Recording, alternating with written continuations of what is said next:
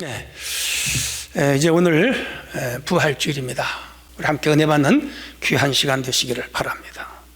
레프 니콜라 예비치 톨스토이가 쓴 부활은 톨스토이가 70이 넘어서 완성한 만년의 역작이지요. 푸시킨이나 도스토옙스키를 아우르는 19세기 러시아 문학의 오마주이면서 전쟁과 평화, 안나 까레니나와 맞닿는 인간과 구원에 대한 최종적인 통찰이 담겨있는 책이다, 그렇게 말할 수가 있습니다. 톨스토이는 19세기 러시아의 불합리한 사회구조와 종교적인 모순을 지적하면서도 타인에 대한 사랑으로 흔들리는 인간의 모습에서 정신적 부활을 향한 미약한 가능성을 발견합니다. 그리고 이 미약한 불빛을 과장하는 대신 파편적이고 불안정한 실체를 그대로 서술함으로써 인간 존재에 대한 뜨거운 비판과 애정을 드러내지요. 소설에서 네홀루도프 공작은 살인 혐의를 받고 법정에선 카츄샤의 재판에 배심원으로 참석합니다. 대학생 시절 공작은 카츄샤를 향하여 순수한 애정을 품은 적이 있죠. 그러나 군인이 되어 제위했을 때 다른 남자들에게 배운 대로 카츄사의 감정과 육체를 마음대로 다룬 후에 그의 품에 몇 푼의 돈을 찔러 주었죠. 그 후에 카츄사는 인간에 대한 불신 속에서 끝없는 나락으로 떨어지고 말았습니다. 결국 카츄사는 법정에서조차 무책임한 법조인들과 배심원들로 인해서 죄 없이 징역형을 받는 처지에 이릅니다. 네홀루도프는 오랜 시간 자신을 억제던 죄책감과 함께 카츄사를 구원하기 위하여 온 힘을 기울이기 시작하는데 그 노력의 일환으로 국가기관을 방문하면서 점차 법과 제도의 이름으로 자행되는 타락한 사회와 인간성을 목격하게 됩니다. 그가 목격한 러시아 사회의 고질적이면서도 광범위한 타락은 이루 말할 수가 없지요. 톨스토이는 이토록 타락한 러시아 사회의 정신세계를 구출할 수 있는 길과 방법이 무엇인가 깊이 고민을 합니다.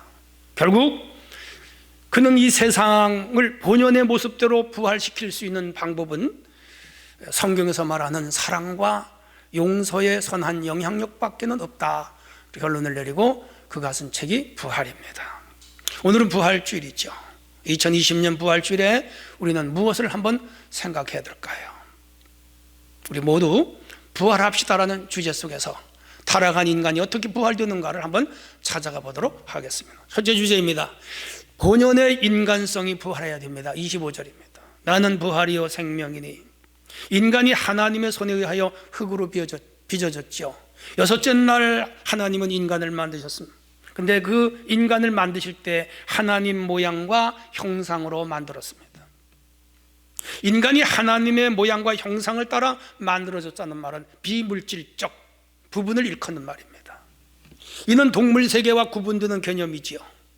창조주와 인간은 상호 교통할 수 있는 존재임을 여기서 밝히고 있습니다. 인간은 영적, 정신적, 이성적, 의지적 존재로 창조됐습니다. 인간의 이성은 창조력이 뛰어나죠. 하늘을 나는 비행기를 만들었습니다. 바닷속을 잠수하는 잠수함도 만들었습니다. 우주를 날아가는 우주선 로켓을 만들었습니다. 이제는 화성에도 갑니다. 금성에도 갑니다. 창조 능력이죠. 하나님의 모양과 형상이 우리 속에 있다는 거죠. 인간은 각종 문학 작품을 만듭니다. 인간의 의미와 가치를 그 문학에서 발견하죠. 각종 예술 작품을 만들어서 사유와 낭만을 즐깁니다. 정치 제도를 만들어서 인류의 존엄성을 찾게 하고 각종 법률을 만들어서 자신들의 안전을 도모하죠. 하나님 모양과 형상에서 나온 것입니다. 교육 제도를 만들어서 고등 인간을 만들고 복지 제도를 만들어서 약자와 빈자를 관리합니다. 노후에도 안전하게 세상을 살아갈 수 있도록 모든 장치를 인간은 만드는 능력이 있습니다. 각종 의학과 제약을 만들어서 인간들이 병에 걸려 죽는 것을 방지하고 병 들었을 때 치료하는 기술을 만듭니다. 창조 능력입니다. 이 모두가 하나님 모양과 형상대로 창조된 결과이지요. 하나님 큰 선물입니다. 이런 것이 없었다면 우리 인간 세계는 동물의 왕국이 되었을 겁니다. 인간이 하나님을 닮은 모양과 형상의 대표적인 특징은 차원 높은 도덕성이죠. 협력과 협동적 존재입니다. 친사회성을 가지고 있습니다. 공감 능력이 있죠. 관심과 주의를 기울입니다. 집단 충성심도 있습니다. 인지 능력과 식별 능력이 있습니다. 대단한 기술이죠. 선과 악을 구분하고 평가를 하며 판단을 합니다. 서열을 세우고 우위를 압니다. 자기 행동을 제어하는 능력이 있죠. 하나님이 주신 모양과 형상입니다. 공동 헌신을 보람으로 여깁니다. 의무와 죄의식을 압니다. 합리적 사고가 가능합니다. 문화를 창조합니다. 다양한 철학을 체계화시킬 줄 압니다. 대단한 인간이죠. 하나님이 인간에게 주신 선물입니다. 그런데 이런 하나님의 모양 형상이 그만 파괴되었죠. 지난주에 말씀드린 대로 악마 왕국의 왕인 사단이 인간의 마음속에 악의 씨앗을 심어버렸습니다. 하나님 닮은 모양과 형상이 파괴되어 버리고 말았습니다. 선한 인간이 악한 인간이 되고 정의 대신 불의, 공정 대신 불공정을 쫓아가는 인간이 됐죠. 하나님을 닮았던 인간이 악마를 닮게 된 거죠. 영생할 인간이 단명하게 되고 행복하게 살아가야 할 인간이 에덴 동산에서 추방을 당했죠. 그래서 행복이 불행으로 변하고 즐거움이 눈물로 변했습니다. 전쟁과 살인과 파괴적인 인간이 되어버리고 말았죠. 우리들 스스로 생각해봐도 우리 안에 이 악한 자들이 꿈틀거리고 있지요. 이런 상태를 바울은 죄와 허물로 죽었던 우리라고 에베소 2장 1절에서 말씀합니다. 예수님의 부활은 허물과 죄로 죽은 우리를 살리신 일이죠. 예수님의 부활은 우리의 영이 부활하고 주께서 재림하실 때에 우리 육이 부활하는 2단계를 걸칩니다. 지금은 우리 영이 부활하는 시간입니다. 예수 믿는 우리들은 그리스도의 영이, 성령이 우리 안에 오셔서 말씀과 더불어 우리를 부활시켰습니다. 우리는 다시 살아난 자들입니다. 그리고 육체는 죽지만은 훗날 주님이 재림하실 때 다시 부활할 겁니다. 중요한 것은 그 영은 바로 하나님의 모양과 형상에서 나온 거죠. 이 영이 살아나야 한다는 사실입니다. 에베소 2장 2절로 5절을 보면 그때 너희는 그 가운데 행하여 이 세상의 풍조를 따르고 공중 권세 잡은 자를 따랐으니, 여기 공중 권세 잡은 자는 악마를 말합니다. 곧 지금 불순종의 아들들 가운데서 역사하는 영이라 사단이죠. 전에는 우리도 다 그 가운데서 우리 육체의 욕심을 따라 지내며 육체의 마음에 원하는 것을 하여 다른 이들과 같이 본질상 진노의 자녀였더니, 긍휼이 풍성하신 하나님이 우리를 사랑하신 그 사랑으로 인하여 허물로 죽은 우리를 그리스도와 함께 살리셨고, 여기 살리셨고가 부활입니다. 에베소 교회를 향한 말씀이었죠. 우리에게 주시는 메시지입니다. 우리들 가운데 부활하신 그리스도의 영이 우리 안에 들어오셔서 죽었던 하나님의 형상이 부활한 분들이 이미 있고, 아직도 부활하지 못한 분들이 있다면 이번 부활절에 부활해야 됩니다. 여러분 영이 살아나시기를 바랍니다. 하나님의 모양, 형상, 인간의 본질, 인간의 본성이 부활해야 됩니다. 그 은혜가 여러분들에게 임하시기를 바랍니다. 이 본성이 부활하는 방법이 무엇입니까? 그리스도를 영접하는 겁니다. 영접하는 자, 곧 그 이름을 믿는 자들에게는 하나님의 자녀가 되는 권세를 주셨다 그랬습니다. 요한복음 1장 12절입니다. 그리고 믿고 세례를 받아야 됩니다. 믿고 세례를 받은 사람은 구원을 얻는 것이요 믿지 아니하는 자는 정죄를 받으리라. 마가복음 16장 16절입니다. 바울은 고린도 후서에서 그런즉 누구든지 그리스도 안에 있으면 새로운 피조물이라 보라. 이전 것은 지나갔으니 새 것이 되었다. 새 피조물론을 말합니다. 부활한 거지요. 그리스도인 중에는 별 죄의식 없이 아직도 담배를 피우거나 술을 하시는 분들이 더러 있죠. 집에 술집에서 집사님 하고 부르면 절반이 돌아다 본다는 우스갯소리가 있습니다. 구원받은 새 성품에도 아직 옛 성품이 존재한다는 것을 의미하죠. 구원받은 그리스도인들이 담배 한 대 피운다고 지옥에 가고 술 한 잔 먹는다고 지옥에 가는 것은 결코 아닙니다. 문제는 도덕성이 문제지요. 죄악이라는 거름을 주면 믿음을 가졌다고 할지라도 반드시 독초와 쑥이라는 열매를 맺게 되는 것이죠. 여기서 우리가 하나님의 모양과 형상 가운데 하나가 도덕성인데, 이 타락한 도덕성은 하루아침에 고쳐지는 것이 아니죠. 지속적으로 고쳐져야죠. 작년보다는 올해, 올해보다는 내년, 그리고 10년, 20년이 가면서 더욱 성화된 모습으로 드러나야죠. 그걸 교리에서 말하는 성화 구원이죠. 그리스도의 보혈로 바르게 의롭게 사는 백성들이 늘어갈수록 세상은 좋아지고 교회는 부흥되고 우리 마음에는 평안함이 임할 것입니다. 그러므로 우리 속에 있는 예성품인 약한 도덕성, 사단이 심어준 타락의 심성을 이번 부활절에 다 없애버리고 예수 그리스도 부활의 능력으로 우리의 인간성, 우리의 본성이 부활하는, 도덕성이 다시 살아나는, 영성이 다시 회복되는 그런 은혜가 우리 성도들에게 임할 수 있기를 축원합니다. 두 번째 주제입니다. 우리의 신앙심이 부활해야 됩니다. 25절입니다. 나를 믿는 자는 죽어도 살겠고, 믿음이 부활해야 한다는 말입니다. 믿음이 살아나야 한다는 말은 믿음이 죽었다는 논리를 전제로 합니다. 믿음이란 일반론적으로 어떤 사실이나 사람의 마음을 믿는 마음, 뭐 그런 용어지요. 종교적으로는 신앙 혹은 신앙심 그렇게 말합니다. 초자연적인 절대자, 창조자 및 종교의 대상을 믿는 신자의 태도, 믿음이죠. 두렵고 경건하고 자비, 사랑, 의료심을 갖는 일, 뭐 이런 거 믿음이죠. 뭐 이런 대답은 아주 교과서적입니다. 하지만 기독교가 주장하는 믿음은 좀 더 차원이 깊습니다. 첫째는 이 믿음, 신앙심은 하나님이 주신 선물입니다.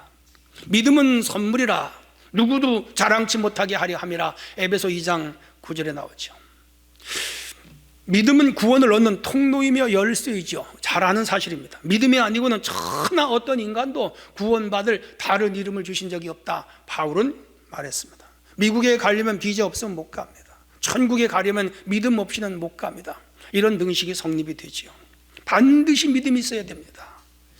또한 믿는 자에게 주시는 비전도 믿음입니다. 믿음은 바라는 것들의 실상이 보이지 아니한 것들의 증거다. 아직 갖지 못하고 보지 못했지만 이 믿음이라고 하는 실체를 통해서 그 훗날의 것이 내게로 다가온다는 것이죠. 아브라함은 이 믿음으로 갈대아우를 떠나서 그가 한 국가를 이룹니다. 500년 후에 국가가 이루어져요. 아주 먼 훗날에 이루어질 것을 이 아브라함은 봤지요. 애굽에서 이스라엘 백성들이 모세를 따라 나올 때 가나안 땅 국가 영토 한 주권을 준다는 그 말을 믿고 따라갔습니다. 40년 후에 이루어졌죠.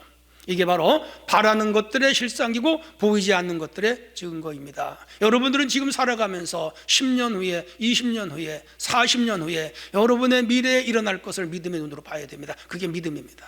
여러분 자녀들 대대에 어떤 역사, 어떤 일, 어떤 축복이 하나님으로부터 주어질 것을 오늘 믿음의 눈으로 바라보는 겁니다. 그게 바로 믿음의 실체입니다. 믿는 자들에게 나타나는 능력이기도 해요. 믿는 자들에게 이런 능력이 나타나니 새 방언을 말할 것이요, 귀신을 쫓아낼 것이요, 병든 자에게 손을 얹어 나을 것이요, 뱀을 손으로 집을 것이요, 무슨 독을 마실지라도 해를 입지 아니하리라. 이 믿는 자들에 나타나는 표적이거든요. 이게 바로 믿음의 작용입니다.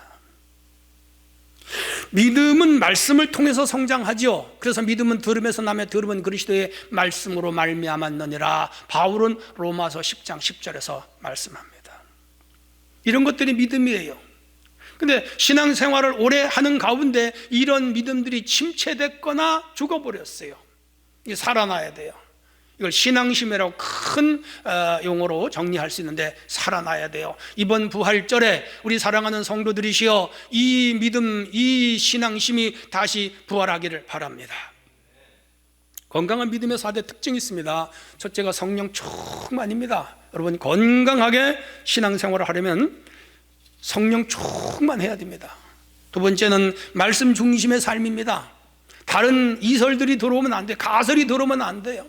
잡스러운 생각들이 들어오면 안 돼. 우리는 오직 신앙의 표준은 성경 66권입니다. 이 말씀을 철저하게 중심에서 살아야 우리의 믿음이 흔들리질 않아요. 셋째가 사랑의 실천이죠. 행함이 없는 믿음은 죽은 믿음이다 그랬어요. 예수님도 너도 가서 본대로 행해라 그랬습니다. 이게 믿음이죠. 우리가 논리와 이론적인 믿음은 가지고 있는데 실체적인 행동으로 옮기는 사람들은 많지 않아요.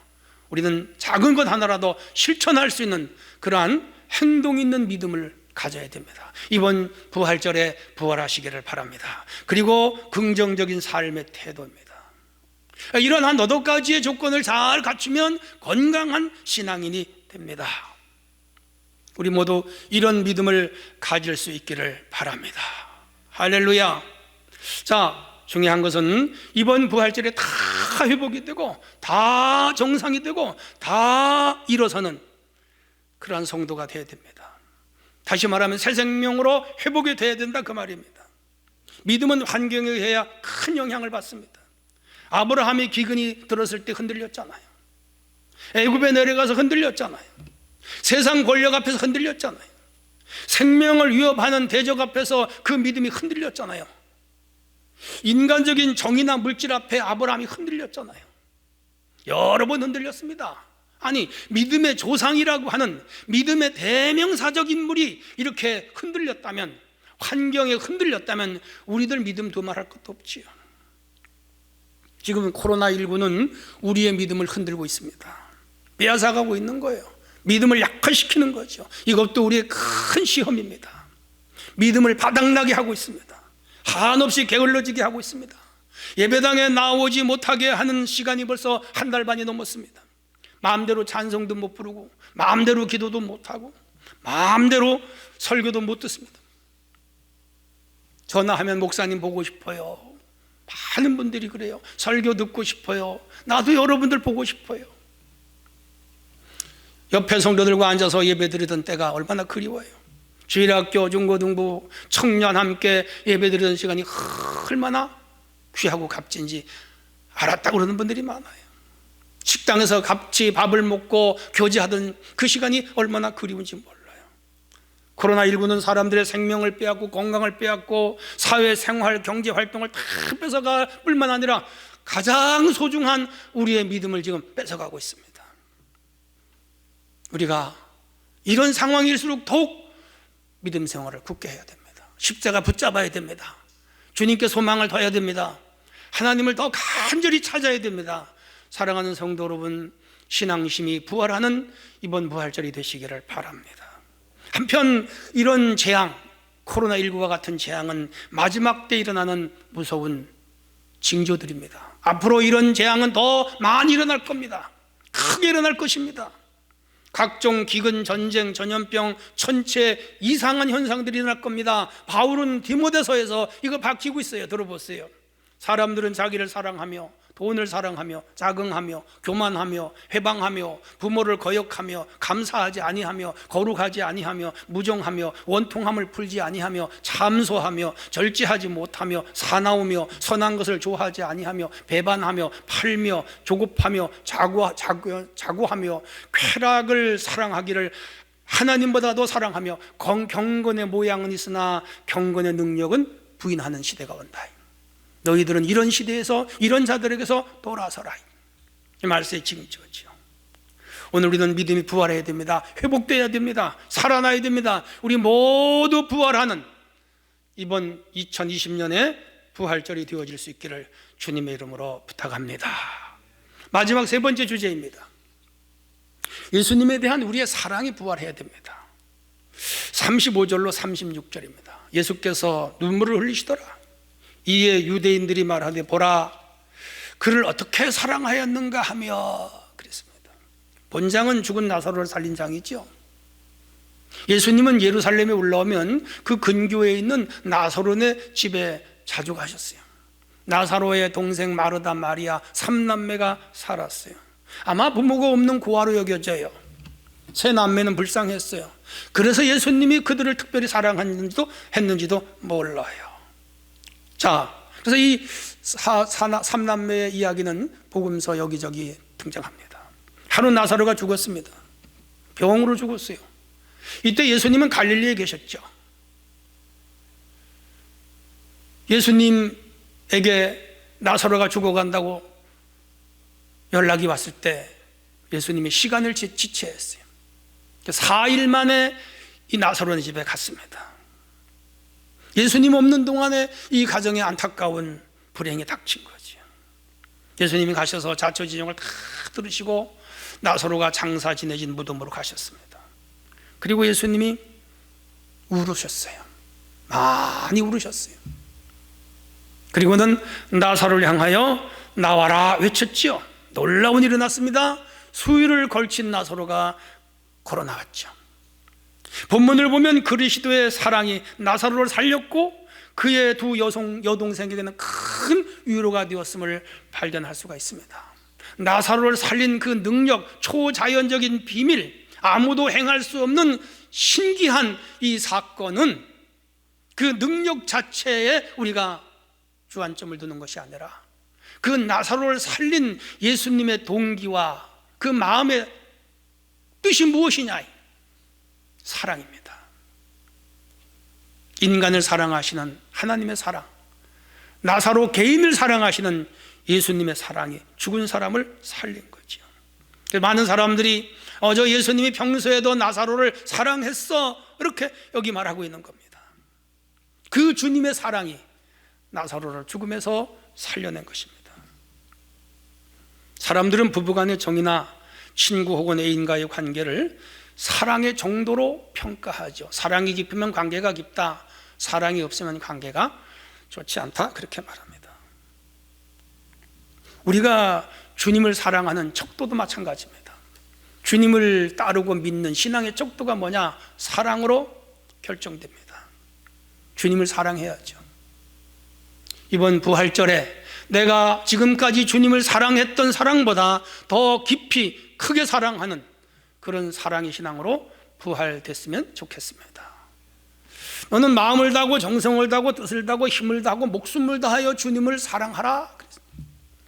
이게 신구약 성경의 핵심 요절입니다. 그리고 내 이웃을 내 몸과 같이 사랑하라 그랬습니다. 수직적 사랑과 수평적 사랑이 만나는 장소가 십자가입니다. 놀랍지요? 엄청난 진리가 있습니다. 자녀 셋을 키우는 여인이 있습니다. 하론 목사님이 신방을 가셨어요. 자녀 셋 중에 누가 제일 사랑스럽습니까? 라고 물었더니 그 여인이 웃으면서 막내가 병들었을 때는 막내가 제일 사랑스러웠습니다. 둘째가 집을 떠나 방황할 때는 둘째가 가장 사랑스러웠습니다. 큰아이가 학교 성적 문제와 이성 문제로 괴로워할 때는 큰아이가 제일 사랑스러웠습니다 라고 말했습니다. 무엇을 말하죠? 자녀가 고통스러우실 때 부모의 사랑이 제일 많이 가더라 그 말이에요. 사자는 자기 새끼를 절벽에서 떨어뜨립니다. 독수리는 상처 입은 새끼를 둥지에서 내칩니다. 그러나 부모는 항상 자녀와 함께 고통을 함께 하죠. 그게 부모의 차원 높은 사랑입니다. 인간이 죄의 올무에 빠졌을 때에 하나님은 독생자 예수 그리스도를 이 땅에 보내서 우리를 대신 죽으시고 살리셨습니다. 치유했지요. 그래서 이 세상에 오셨고 우리를 위하여 그 험한 십자가에서 죽었습니다. 오늘이 그 부활절이에요. 주님의 그 깊으신 사랑, 하나님의 놀라운 사랑, 우리가 필설로 형언할 수 없는 그 사랑, 그게 바로 하나님의 사랑이고 주님의 사랑이며 그 사랑이 꼽힌 것이 뭐냐? 부활절입니다. 부활입니다. 우리가 그 부활로 인하여 구원을 받았고 영생을 얻은 거지요. 이 한 생명이 살아난 겁니다. 우리는 이 부활절에 하나님의 그 사랑이 우리 안에서 다시 회복이 되고 다시 부활이 되고 다시 활성화되는 화산처럼 피어오르는 그런 역사가 있어야 되겠습니다. 부활절에 우리는 네 가지 사랑이 회복됐으면 좋겠어요. 하나는 예수님을 많이 사랑하는, 두 번째는 가족을 많이 사랑하고, 세 번째는 교회를 크게 사랑하고, 네 번째는 국가와 민족을 사랑하는 이런 사랑으로 다시 부활하면 좋겠습니다. 우리 모두가 이 부활절에 사랑이 부활하는 역사가 있기를 바랍니다. 결론입니다. 이번 부활절에 하나님의 모양과 형상대로 창조된 인간이 타락하여 이 본성을 잃어버린 이 인간 본성이 부활할 수 있기를 바랍니다. 그리고 우리 약해지고 넘어진 이 믿음이, 신앙심이 다시 부활되기를 원합니다. 그리고 우리 이웃과 가정과 교회와 민족을 사랑할 수 있는, 무엇보다 하나님을 더 많이 사랑할 수 있는 그런 사랑의 마음이 부활되는 부활절이 될 수 있기를 주님의 이름으로 부탁합니다.